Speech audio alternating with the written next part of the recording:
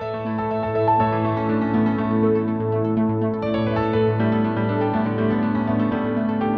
friends, welcome back to the Journal Feed. My name is Nick Zelt, and this is the only place to get spoon-fed the latest and greatest of emergency medicine. We are trying to keep you guys up on the literature, and to do that, we are willing to spoon-feed it to you. Now, let's take a quick look ahead and spoil everything from this week. First, if you don't need to poke the elbow, then why would you need to poke the knee, right? Correct, exactly. Prepatellar bursitis may not need aspiration. Second, we have updates for neonatal hyperbilirubinemia care. That includes raising our thresholds for treatment. Third, we can be taught to give lower post-intubation sedation doses, and it's safer. Fourth, bicarb, less than useful in pediatric in-hospital cardiac arrest. And then finally, from the last article, there is more cannabis hyperemesis syndrome than there once was. And this is likely more due to cannabis commercialization than it is to legalization. Now, if you were hearing this right now, then you are not currently a Journal Feed subscriber, and so you're not receiving the full Journal Feed podcast, only receiving a portion of the past week's articles. Don't worry, I pick my favorites. But if you would like to get full access to both the podcast and the blog, then you'd have to become a member. All the details for that are at journalfeed.org. And remember, we never want money to be a barrier to patient care. And so if you're having any trouble affording a subscription, just get in touch and we'll help you out. This is the audio version of the past week's summaries, which this week were brought to you by Graham Van Shake, Jacob Athels, Sam Parnell, Megan Breed, Aaron Lacey, and Clay Smith. Okay, we're going to jump over to the second article, titled Technical Report, Diagnosis and Management of Hyperbilirubinemia in Newborn Infants, 35 or more weeks of gestation, out of the journal Pediatrics. Neonatal hyperbilirubinemia is a pretty common concern. If left untreated, it can be devastating too.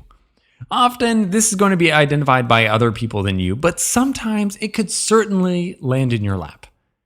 To improve the care of these tiny humans, the American Academy of Pediatrics did a committee-led systematic review on the literature. They were able to make a total of 25 key action statements, as they call them, but don't worry, I'm not going to be reading through nearly as many things as that. All the same, there are some important changes. The previous thresholds for hyperbilirubinemia were considered conservative, and there are risks to giving phototherapy. As a result, the boundaries for the treatment were shifted slightly. So careful with those handy apps that you might use for this purpose, as they might take a little bit while for them to be updated to have the new thresholds, which are going to be a little bit higher.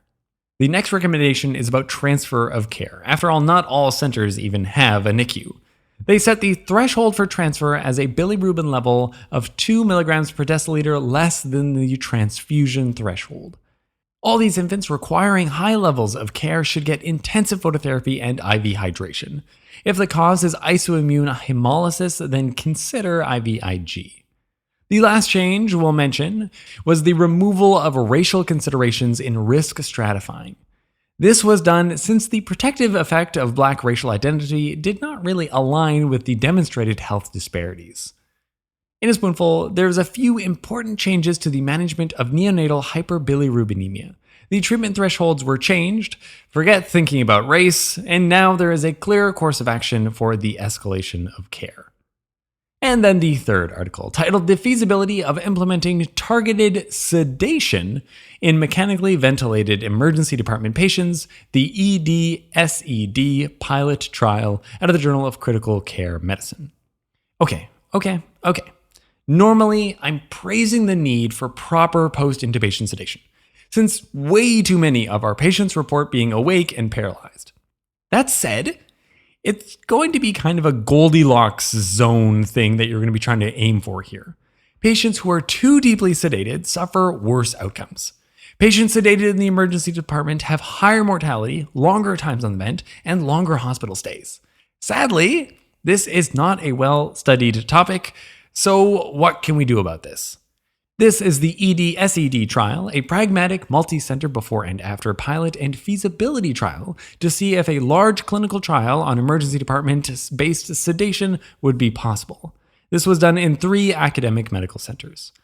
Their goal here was to improve the adherence to guideline-recommended protocols to facilitate appropriate post-intubation sedation.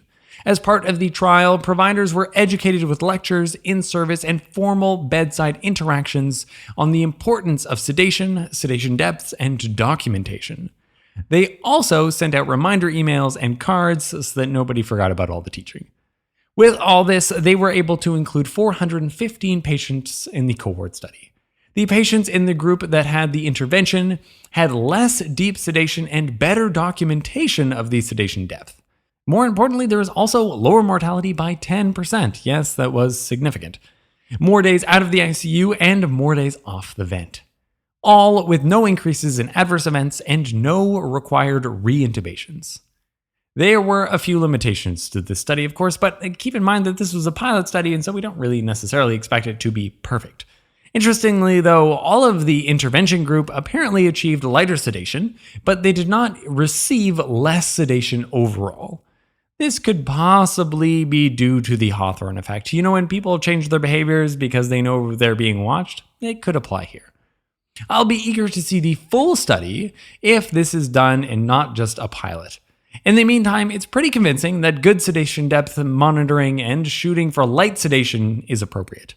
In a spoonful, make sure you sedate, of course, but of course, easy does it on the dose. The follow-up full clinical trial will be eagerly awaited. Oh, and in case you're wondering, their educational materials that they had to educate all these physicians as part of the trial group, they're not in the supplementals. I checked. All right, that's it. Let's do a quick wrap-up of all that we covered. From the second article, the treatment of hyperbilirubinemia in neonates has changed a bit. Now we have higher thresholds. You can stop considering race. And now things are a little bit more clear for transferring for higher levels of care. From the third article, a pilot study shows improved sedation teaching in emergency departments improves important outcomes. The trick is to go light on the sedation. Links to all the articles summarized can be found at JournalFeed.org, where the newsletter is going to be the best way to make the podcast into a bite-sized nugget of a little bit of spaced repetition. Now, if you're feeling like you missed out a little bit, you'd like to hear more podcasts, and you'd like to get full access to the blog, then you'll have to come join us over at the members feed. Now, our goal here is to provide better patient care through spoon feeding, and so we're trying to help you keep up with the latest research, one spoonful at a time. Thank you.